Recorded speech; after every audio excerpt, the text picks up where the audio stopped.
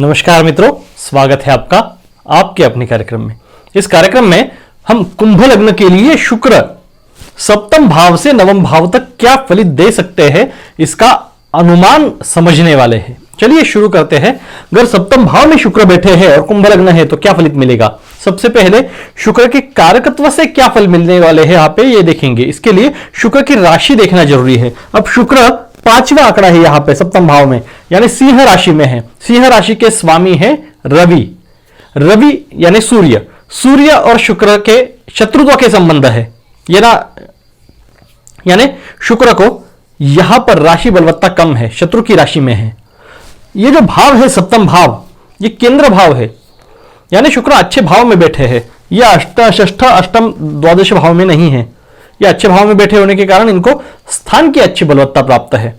अब राशि बलवत्ता नहीं है लेकिन स्थान बलवत्ता है, इस कारण ये मध्यम फलित देंगे।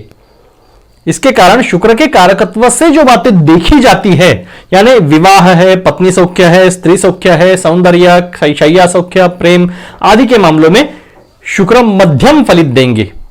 अब भाव स्थिति से क्या जाना जाता है ये देखते हैं। शुक्र सप्तम भाव में है और शत्रु राशि में है, यानी ये जो घर है ये रवि का घर है, सूर्य का घर है, और सूर्य के घर में आ गए शुक्र। शुक्र के सूर्य शत्रु है, शत्रु के घर में आने के कारण ये यहां पर अच्छे फलित नहीं उत्पन्न करेंगे। तो क्या फलित उत्पन्न होंगे ये जानेंगे हम। अब यहां से वैवाहिक सौख्य देखा जाता है, यहां पर शुक्र आ गए, लेकिन शुक्र जो है ये विवाह के वैवाहिक सौख्य के कारक है, ये स्थान में आ गए, इस कारण ये शुभ फल उत्पन्न करेंगे वैवाहिक सौख्य के बारे में। हालांकि शत्रु का घर है लेकिन विवाह सौख्य के बारे में ये अच्छा फलित देंगे।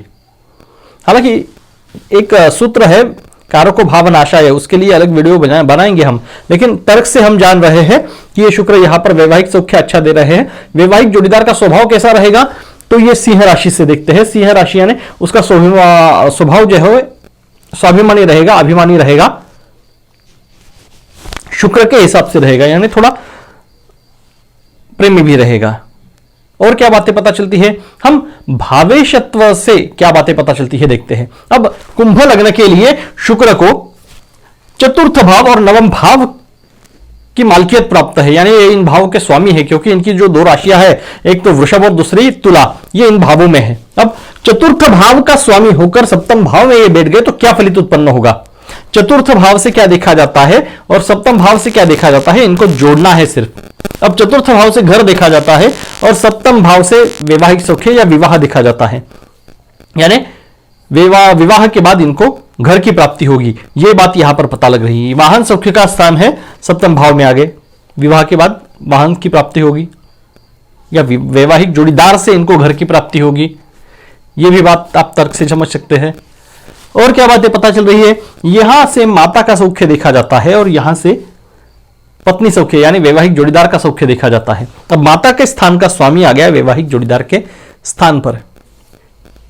माता और वैवाहिक जोड़ीदार इनको अगर मिलाएंगे और शुक्र को भी मिलाएंगे तो शुक्र प्रेम के कारक है, यानी इसकी माता में और इसके वैवाहिक जोड़ीदार में संबंध प्रेमपूर्ण होंगे, अच्छे होंगे, ये बात पता चल रही है। और क्या बातें पता चलती है, शुक्र नवम भाव के भी स्वामी है। अब नवम भाव के स्वामी होकर सप्तम भाव में बैठ गए, क्या पता चलता है। नवम भाव से भाग्य देखा जाता है, सप्तम भाव से विवाह वैवाहिक सौख्य। अगर तर्क लगाएंगे तो विवाह के पश्चात इसका भाग्योदय होगा, यह बात यहां पर पता लग रही है। यहां से सामाजिक दर्जा पता चलता है और यहां से वैवाहिक सौख्य। विवाह के बाद इस जातक के सामाजिक दर्जे में बढ़ोतरी होगी, यह बात यहां पर पता लग रही है। और क्या बात पता लग रही है, इस स्थान से अगर गिना जाए नवम भाव से तो यह लाभ भाव आता है, यानी एकादश आता है। तो भाग्य भाव का स्वामी उसके लाभ में गया, इसको लाभ हुआ भाग्य का, कैसे, विवाह से। प्रथम का सप्तम यानी विवाह स्थान है, ये जोड़ना है, तर्क के साथ समझना है। और क्या बातें पता चलती है, यहां से शुक्र की दृष्टि प्रथम भाव पर आती है। दृष्टि योग से क्या पता चलता है, अब प्रथम भाव से क्या देखा जाता है तो व्यक्तित्व, व्यक्ति का स्वरूप दिखने में कैसी है देखा जाता है। इस भाव में राशि 11वीं है, यानी कुंभ राशि है, शनि की राशि है। शनि और शुक्र में मित्रत्व के संबंध है, यानी शुक्र की जो दृष्टि है यह मित्र के घर पर है, यानी इस घर के लिए शुक्र अच्छा फलित देंगे। तो इस व्यक्ति के स्वभाव में शुक्र के गुण पाए जाएंगे, यानी व्यक्ति दिखने में सुंदर होगी, इसके व्यक्तिमत्व में आकर्षण होगा, तथा ये जो व्यक्ति है इसके स्वभाव में प्रेम रहेगा, कोमल भावनाओं वाला व्यक्ति रहेगा। हालांकि उस व्यक्ति में कुंभ राशि वाले गुण भी पाए जाएंगे। ये बुद्धिमान व्यक्ति होगी तथा शांत रहेगी। और क्या पता चलता है, ये तो हो गया दृष्टि से, हमने कारकत्व से जाना, भाव स्थिति से जाना, भाविशत्व से जाना और दृष्टि योग से जाना। अब चलते हैं अगले स्थान की ओर। अगर अष्टम स्थान में शुक्र बैठ गए तो क्या फलित देंगे? कुंभ लग्न है और अष्टम स्थान में शुक्र है, तो अष्टम स्थान में कुंभ लग्न के लिए 6 आंकड़ा आता है, यानी यहां पे कन्या राशि आती है। कन्या राशि में शुक्र नीच के माने गए हैं, यानी कन्या राशि में शुक्र सबसे बलहीन होते हैं तथा शुक्र की अगर बलवत्ता दिखी जाए तो अष्टम भाव शुक्र के लिए ठीक नहीं है। अष्टम भाव मृत्यु का भाव है और शुक्र प्रेम के कारक है, कोमल भावनाओं के कारक है। इसका जो स्वभाव है शुक्र का, यह अपने स्वभाव का पूर्ण आविष्कार अष्टम भाव में नहीं कर पाते। इस कारण अष्टम भाव शुक्र के लिए अच्छा नहीं माना जाता। अब भाव की भी बलवत्ता नहीं है और राशि की भी बलवत्ता नहीं है शुक्र को। इस कारण शुक्र के कारकत्व से जो बातें जानी जाती है, इनके मामले में यह जातक कम नसीब वाला रहेगा, अच्छा फलित नहीं प्राप्त होगा। वैवाहिक सौख्य, पत्नी सौख्य, कला, प्रेम, सौंदर्य, शय्या सौख्य आदि के मामले में यह जातक नसीबवान नहीं होगा, इसको कम फलित प्राप्त होगा। ये तो जान लिया हमने कारकत्व से। अब भाव स्थिति से क्या पता चलता है? शुक्र अष्टम में बैठे हैं और बलहीन है, बल प्राप्त नहीं है उनको, तो क्या फलित देंगे? अब अष्टम स्थान से मृत्यु देखी जाती है और मृत्यु के स्थान पर बलहीन ग्रह बैठ गए तो इस व्यक्ति को की जो आयु है यह मध्यायु रहेगी, या ये बालारिष्ट योग भी है, यानी बाल्यावस्था में ही मृत्यु आ सकता है। मैं शक्यता बता रहा हूं और योग देखने जरूरी है। यहां पर ये जो शुक्र है, यहां से गुण विद्या, गुप्त धन आदि देखा जाता है, यहां पे बलहीन शुक्र है। इस कारण इन विद्याओं में या गुप्त धन के मामले में भी अच्छे फलित नहीं प्राप्त होंगे।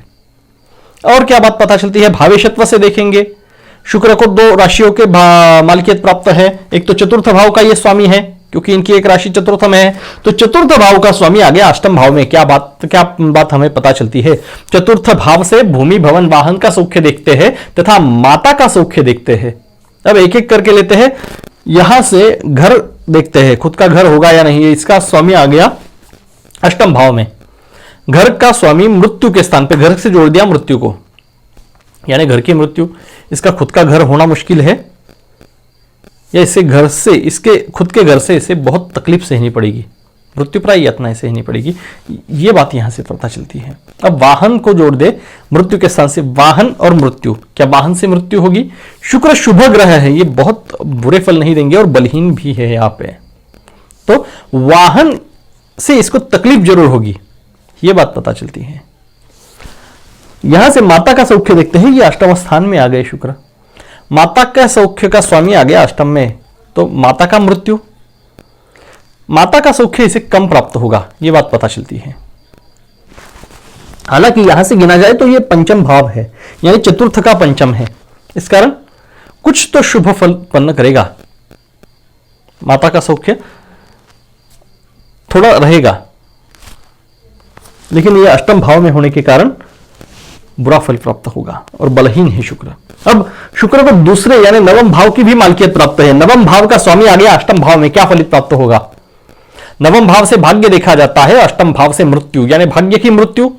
और एक एंगल से अगर देखें, यहां से अगर गिने नवम भाव से, तो ये 12वां भाव आता है, यानी व्यय भाव। व्यय भाव 12वें भाव से व्यय देखते हैं, यानी भाग्य उसके व्यय में चला गया, यानी भाग्य का व्यय हो गया। और लग्न से देखे तो भाग्य की मृत्यु हो गई। यह व्यक्ति बहुत ही भाग्यहीन होगा, यह बात पता चलती है। यह भिखारी भी हो सकता है, पैसे की बहुत कमी होगी इसके पास। नवम भाव से सामाजिक दर्जा देखा जाता है और सामाजिक दर्जे का स्वामी मृत्यु के स्थान में है, यानी सामाजिक दर्जे की मृत्यु हो गई, समाज में इसे बहुत ही कनिष्ठ दर्जा प्राप्त होगा, यह बात पता चलती है। अब दूसरे एंगल से यानी दृष्टि योग से अगर देखें तो शुक्र की दृष्टि जाती है धन भाव पर। अब शुक्र बलहीन है, इस कारण इनके दृष्टि में भी बलहीनता है, बल नहीं है, और धन भाव पर दृष्टि है। बलहीन शुक्र की धन पर दृष्टि बहुत सारा धन उत्पन्न नहीं कर पाएगी, यह व्यक्ति के पास ज्यादा धन नहीं होगा। वाणी के स्थान पर शुक्र की दृष्टि है, लेकिन शुक्र बलहीन है, इस कारण वाणी में आकर्षण तत्व की कमी रहेगी।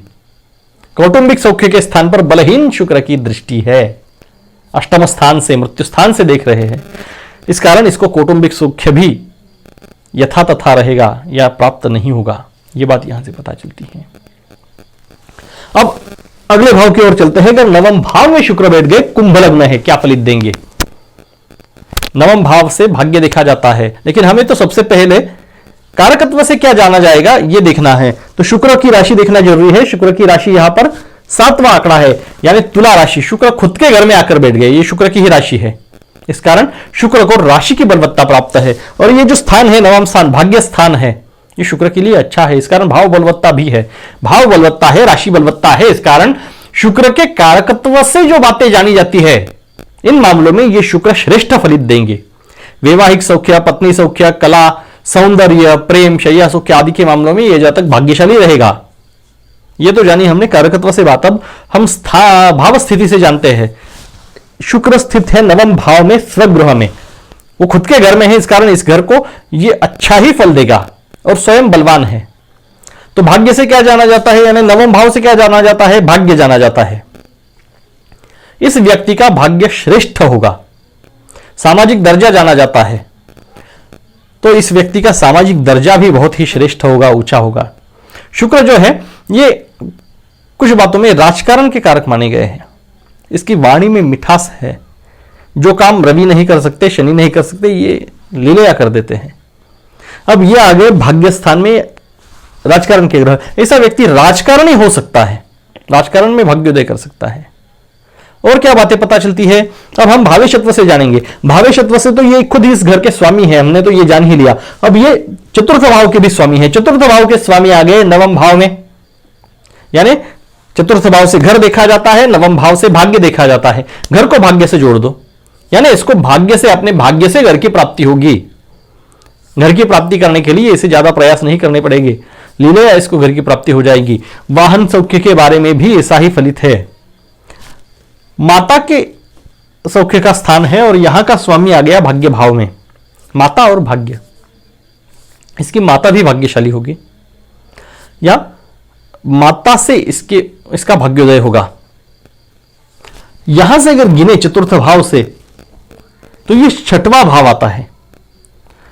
6वें भाव से रोग देखते हैं, दुख देखते हैं।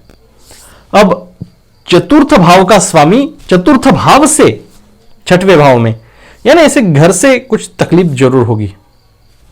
भाग्य से तो घर मिलेगा, शुक्र है वहां पे, तो शुक्र के कारकत्व में विलासिता आती है। उसका घर विलासिता पूर्ण रहेगा, सुंदर रहेगा, लेकिन उसके घर से उसे कुछ तकलीफ रहेगी। उसके वाहन भी उसे कुछ तकलीफ दे सकते हैं, क्योंकि वाहन यहां से देखे जाते हैं उसके 6वें भाव में गए। माता के साथ कुछ हद तक संबंध खराब हो सकते हैं, लेकिन शुक्र है, प्रेमी ग्रह है, ज्यादा बुरा फल नहीं देते हैं। ये सारी बातें हम तर्क से समझ रहे हैं, लॉजिक, आप लॉजिक पे ध्यान दीजिए। अब यहां पर बैठकर शुक्र तृतीय भाव पर दृष्टि डाल रहा है। तृतीय भाव से पराक्रम देखा जाता है। तृतीय भाव में राशि है, एक आंकड़ा है, यानी मंगल की राशि है। मंगल और शुक्र में समत्व के संबंध है। इस कारण इस भाव को यह मध्यम फलित देंगे, लेकिन शुक्र की दृष्टि में बल है, यह खुद बलवान है। इस कारण यह व्यक्ति पराक्रमी होगा। किस क्षेत्र में? तो शुक्र के क्षेत्र में, यानी कला के संबंध में राजकारणी हो सकता है। पराक्रम को देख रहा है, यह राजकारणी ग्रह है। सौंदर्य के क्षेत्र में हो सकता है। इस स्थान से छोटे भाई बहनों का सौख्य देखा जाता है। इस स्थान को शुक्र देख रहे हैं, बलवान शुक्र है। छोटे भाई बहनों के साथ इस जातक के संबंध बहुत अच्छे रहेंगे। ये हम तर्क से फलित समझ रहे हैं। और क्या बातें पता चल रही है? शुक्र स्त्री तत्व का कारक है और छोटे भाई बहनों के स्थान को देख रहा है, इसको बहनें हो सकती है, यह भी पता चल रहा है। यहां से छोटी यात्राएं पता चलती है, और वहां पे शुक्र देख रहे हैं भाग्य स्थान से। तो और भाई ये जो स्थान है, ये धर्म का स्थान भी है, धार्मिकता भी यहीं से देखते हैं। अब धार्मिकता के स्थान से ये छोटी यात्राओं के स्थान को देख रहे हैं। इस कारण ये व्यक्ति तीर्थ यात्रा करेगा, इस बात का पता चलता है। कई सारे तर्क है, आप जोड़कर देख सकते हो। अगले कार्यक्रम में हम दशम भाव से द्वादश भाव तक शुक्र क्या फलित देंगे कुंभ लग्न के लिए, ये देखेंगे। अगर अभी तक चैनल को सब्सक्राइब नहीं किया है तो सब्सक्राइब का बटन जरूर दबाइएगा और जुड़े रहिएगा। आज के लिए इतना ही। नमस्कार।